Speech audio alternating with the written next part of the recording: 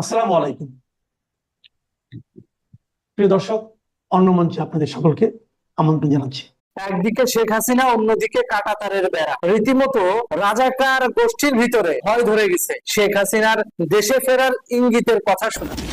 তার মানে বুঝতে পারছেন, ওদের ভিতরে এখন ধুকপুক ধুকপুক ধুকপুক ধুকপুক শুরু হয়ে গেছে যে যদি শেখ হাসিনা চলে আসে তাহলে তো ওদের তো বঙ্গোপসাগর ছাড়া আর যাওয়ার কোনো জায়গা নাই।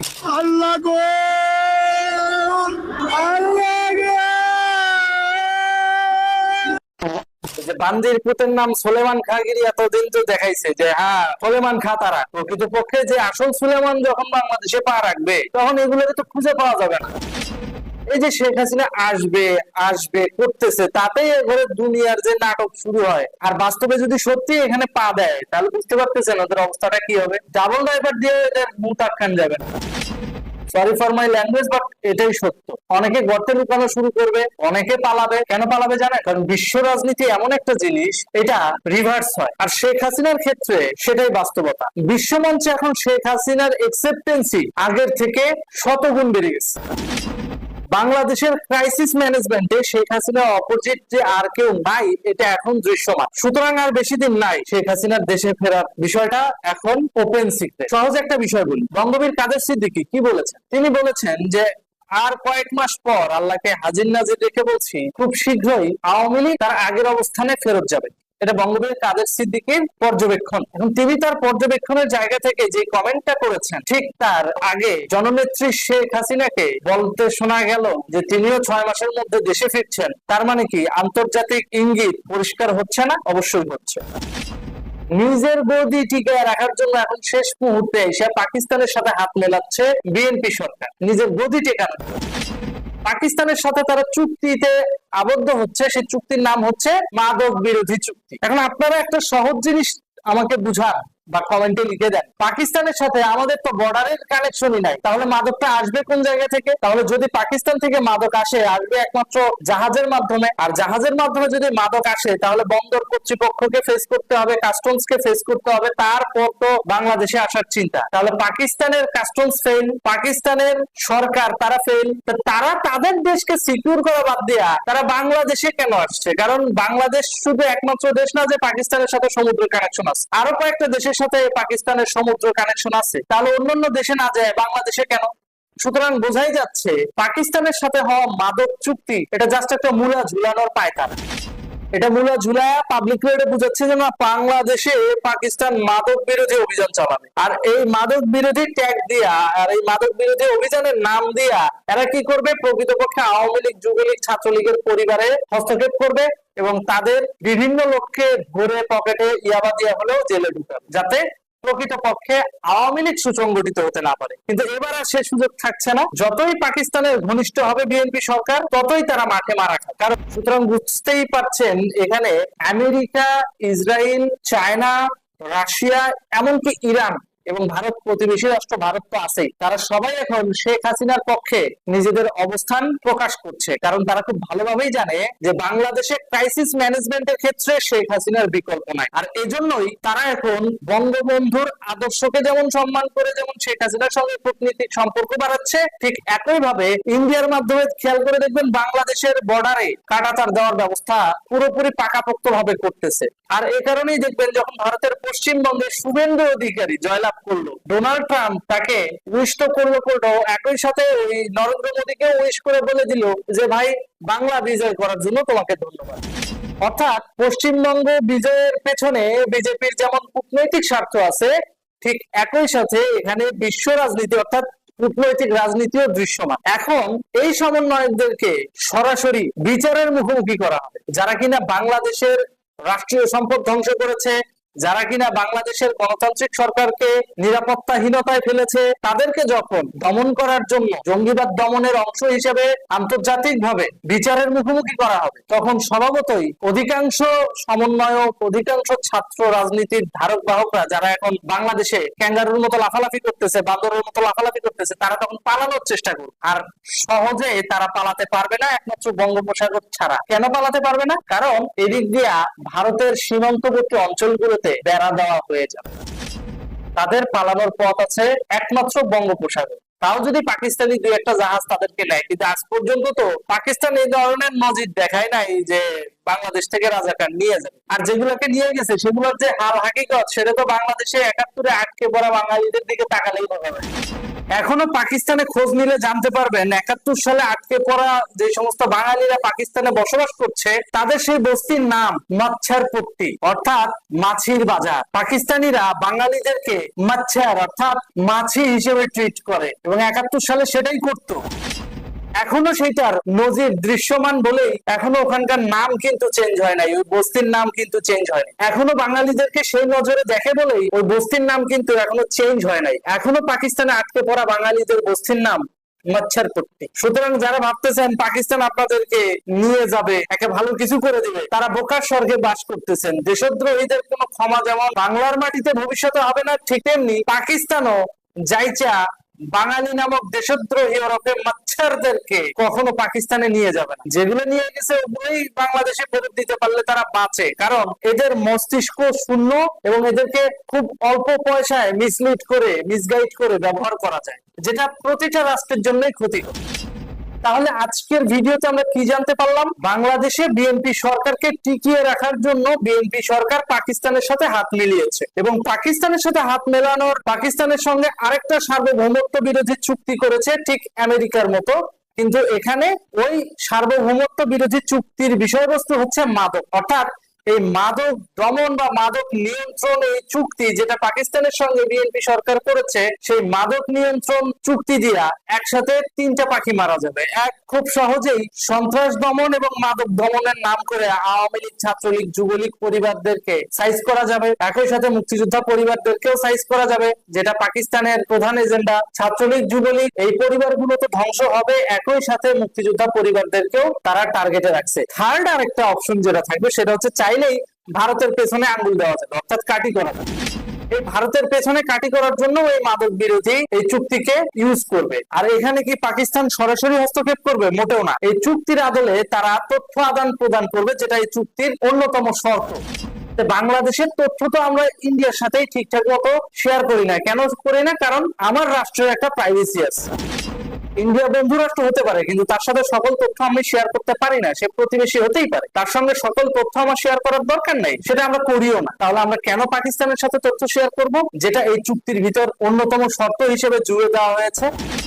তার মানে বুঝতেই পারছেন, এই তথ্য আদান প্রদানের নাম কইরা তারা মূলত প্রেসক্রিপশন দিবে কিভাবে ছাত্রলীগ, যুবলীগ, আওয়ামী লীগের পরিবারদেরকে ধ্বংস করা যায়, একই সাথে মুক্তিযুদ্ধপন্থী পরিবারগুলোকে কিভাবে সমাজের সামনে হেয় করা যায়, আর 3 নম্বরে ভারতের পেছনে কিভাবে আঙ্গুল দেওয়া যায়, যাতে খুব সহজে এটা বোঝানো যায় বিশ্ববাসীকে, দেখেন আওয়ামী লীগ, যুবলীগ, ছাত্রলীগ সহ মুক্তিযোদ্ধা পরিবারগুলো ড্রাগ এডিক্টেড, মাদকাসক্ত, এবং সেই মাদক সাপ্লাই দেয় হলো ইন্ডিয়া।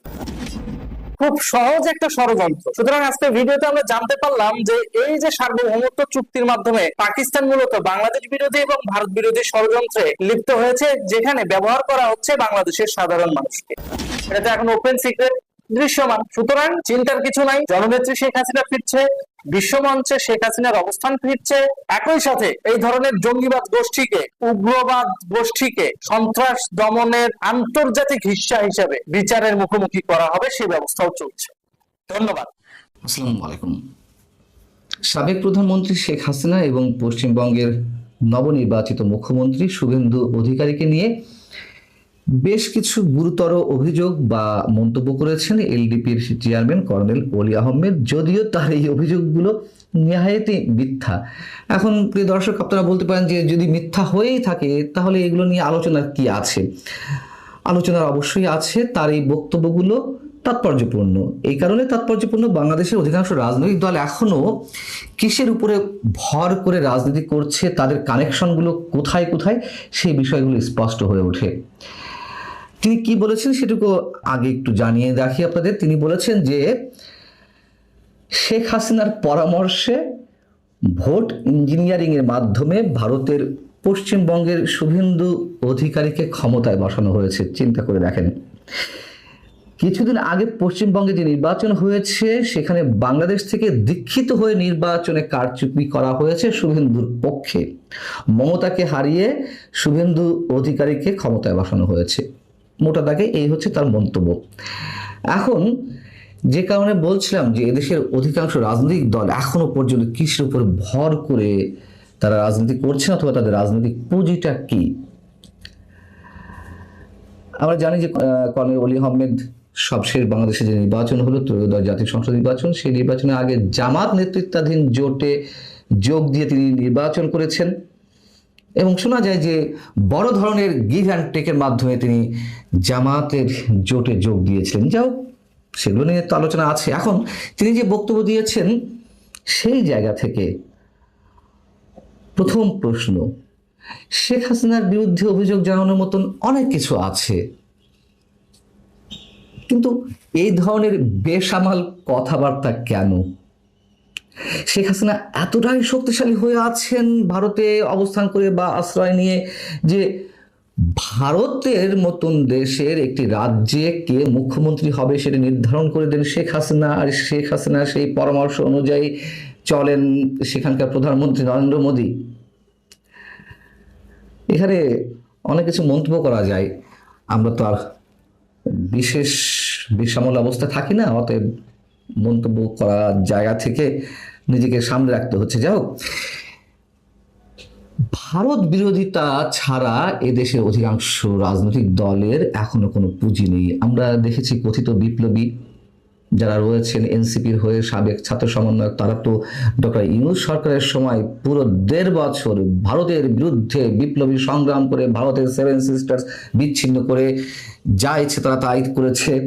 তারা নরেন্দ্র মোদীকে ক্ষমতা থেকে টেনে হিচড়ে নামিয়েছে এবং তার একটু আপগ্রেডেড ভার্সন হচ্ছেন এই কর্নেল ওলি আহমেদরা। দ্বিতীয় প্রশ্ন যদি এভাবে উত্থাপন করি যে মমতার জন্য দরদটা কেন উতলে উঠছে,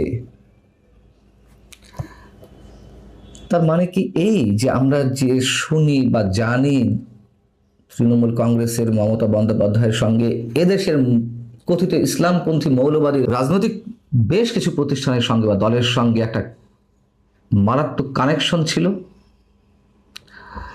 এদেশে মৌলবাদী শক্তির উত্থানের যে একটি ধারা বা একটা পর্যায়ে আমরা দেখেছি, পশ্চিমবঙ্গের মমতা বন্দ্যোপাধ্যায়ের একটা যোগসাজশ ছিল এবং 24শে যে গণঅভ্যুত্থান সেটির পিছনেও মমতার এক ধরনের পার্টিসিপেশন ছিল। তার কারণ পশ্চিমবঙ্গে আমরা দেখেছি মৌলবাদী সংগঠনগুলো যেভাবে একেবারে জ্বালাও পোড়া আন্দোলন শুরু করেছিল শেখ হাসিনার সরকারের পতনের জন্য।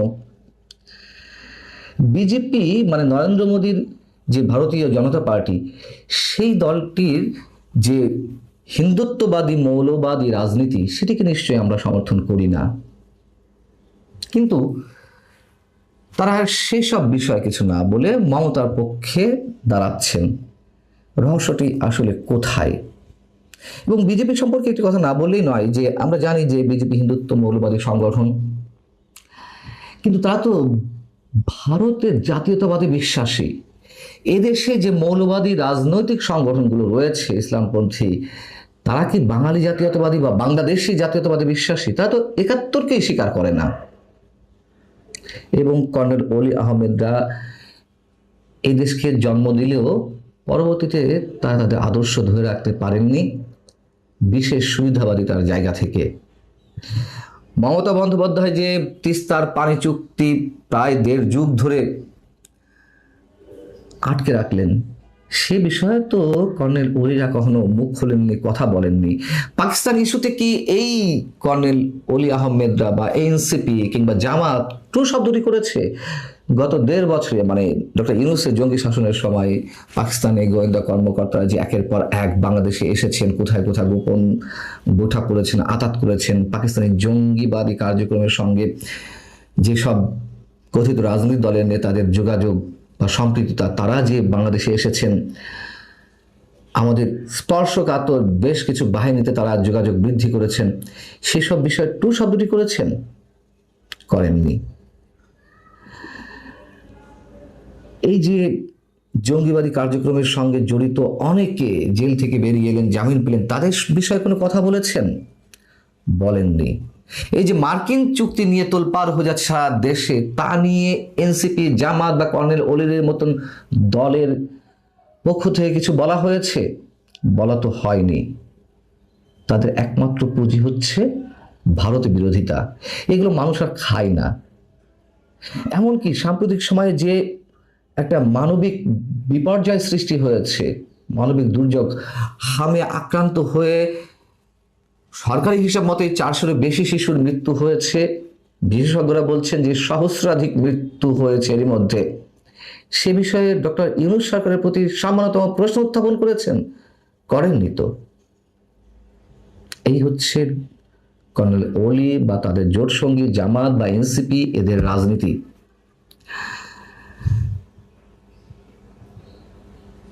এর সঙ্গে আরেকটি বিষয় উল্লেখ না করলেই নয়, যদিও কর্নেল ওলি বিষয় নয়, বরং শেখ হাসিনা প্রসঙ্গ। হঠাৎ করে শেখ হাসিনার একটি অডিও বেশ ভাইরাল হয়েছে। তিনি তো নিয়মিত তার নেতাকর্মীদের সঙ্গে অডিও কনফারেন্সে যুক্ত হন। সেখান থেকে একটি অডিও শুনতে পেলাম, সম্ভবত একদিন আগে তিনি বক্তব্য দিয়েছেন বা কথা বলেছেন। সেই বক্তব্যের একটি অংশে তিনি বলছেন যে মানে নাকে খত দিয়ে জয় বাংলা স্লোগান দিয়ে ছাড়বো কাদেরকে, যারা অত্যাচার নির্যাতন করেছে আওয়ামী লীগ নেতাকর্মীদের উপরে এই গত প্রায় 2 বছরে, তাদের উপরে। বেশ ভালো কথা। তিনি বলছেন যে 6 মাস অপেক্ষা করো, আমি আসছি, খুব তাড়াতাড়ি ফিরে আসব। সত্যিই তিনি 6 মাসের মধ্যে দেশে ফিরে আসবেন? বাস্তবতা কি তাই বলে? হতে পারে, অস্বাভাবিক কিছু না। রাজনৈতিক পরিস্থিতি কখন কোন দিকে যায় এটা আমরা নিশ্চিত করে কেউ জানি না। কিন্তু যদি সত্যি এর কথার কথা হয়ে থাকে, তাহলে কি জন্য তৃণমূলের নেতাকর্মীদের মন চাঙ্গা করতে তিনি এই ধরনের মন্তব্য করতেই পারেন, কিছুটা কৌশল অবলম্বন করতেই পারেন। কিন্তু কথা হচ্ছে, এতে কজন নেতাকর্মীর মন চাঙ্গা হয় আমরা জানি না। তবে এটুকু বুঝি, আওয়ামী লীগের তৃণমূলের নেতাকর্মীরা জীবনের ঝুঁকি নিয়ে, হামলা মামলার ঝুঁকি নিয়েও গত 1.5-2 বছরে ছোটখাটো করে হলেও বিক্ষিপ্ত মিছিল তারা করেছে, বিক্ষিপ্ত কর্মসূচি তারা পালন করেছে। মাঝখান থেকে কি হয়েছে? শত শত হাজার হাজার নেতাকর্মী কারাগারে গেছেন। কিন্তু কারাগারে যাওয়ার পর কি হয়েছে? তাদের খোঁজ খবর কেউ নেননি। যদি নেতাকর্মীদের মন চাঙ্গা করতে হয়, তাদের যে মামলা মোকদ্দমা, তাদের সেই বিষয়গুলো খোঁজ খবর নিন। আমি দায়িত্ব নিয়ে বলছি, হাতে গোনা 2-4 জন ছাড়া কেউ খোঁজ খবর নেন না। লাখ লাখ টাকা দিয়ে জামিন করাতে হচ্ছে, ভিটে মাটি বিক্রি করে অনেকে জামিনের চেষ্টা করছেন, তারপরে অনেকে এখনো কারাগারে রয়েছেন। এসব মিষ্টি কথাই নেতাকর্মীদের মনে মানে চিরা ভেজবে না। আরো ভয়ঙ্কর যেটি, যে শেখ পরিবারের, বঙ্গবন্ধু পরিবারের সদস্যদের বিরুদ্ধে, যাদের বিরুদ্ধে অসংখ্য অভিযোগ ছিল, হাইব্রিড নেতা কর্মীর সৃষ্টি করেছে, বিভিন্ন দল থেকে যোগ দিয়েছে লেনদেনের মাধ্যমে এবং অঢেল পরিমাণ সম্পদ দেশের বাইরে পাচার করেছেন, তারা বহাল তবিয়াতে আছেন। তারা তো সুখে শান্তিতে মোটামুটি আছেনই, কিন্তু নেতাকর্মীরা যত যা ঝুঁকি ঝামেলা, জীবনের ঝুঁকি নিয়ে সবকিছু করছেন, তাদের খোঁজ খবর কেউ তো নিচ্ছে না। বরং সেই বঙ্গবন্ধু পরিবারের সদস্যদের কাউকে কাউকে দেশের বিভিন্ন স্থানে আবার দলের দায়িত্ব দিয়ে পাঠানো হচ্ছে। নেতাকর্মীরা হতাশ। যাদের বিরুদ্ধে এ ধরনের অভিযোগ, আবার তাদেরকেই নেতৃত্বে আনার চেষ্টা করা হচ্ছে। এসব মানুষদের কারণেই তো এই যে এখন যারা জীবনে ঝুঁকি নিচ্ছেন, তারাই তো বঞ্চিত ছিলেন 17 বছর বা 16.5 বছর। টুক করে দেশের মধ্যে ঢুকে পড়ব, কিংবা যুক্তরাষ্ট্রের নির্বাচনে ট্রাম্পের জয় হয় কিনা সেদিকে খেয়াল রাখো, অথবা আওয়ামী লীগ ছাড়া নির্বাচন হবে না, এ ধরনের মন্তব্যে আমার মনে হয় নেতাকর্মীদের মনে এক ধরনের উন্নাসিকতা তৈরি হচ্ছে। যদি তাদের মন সত্যি সত্যি চাঙ্গা করতে হয়, তাহলে দলের মধ্যে শুদ্ধি অভিযান চালাতে হবে এবং এটি শেখ হাসিনাকেই করতে হবে। ভালো থাকুন সবাই। আল্লাহ হাফিজ।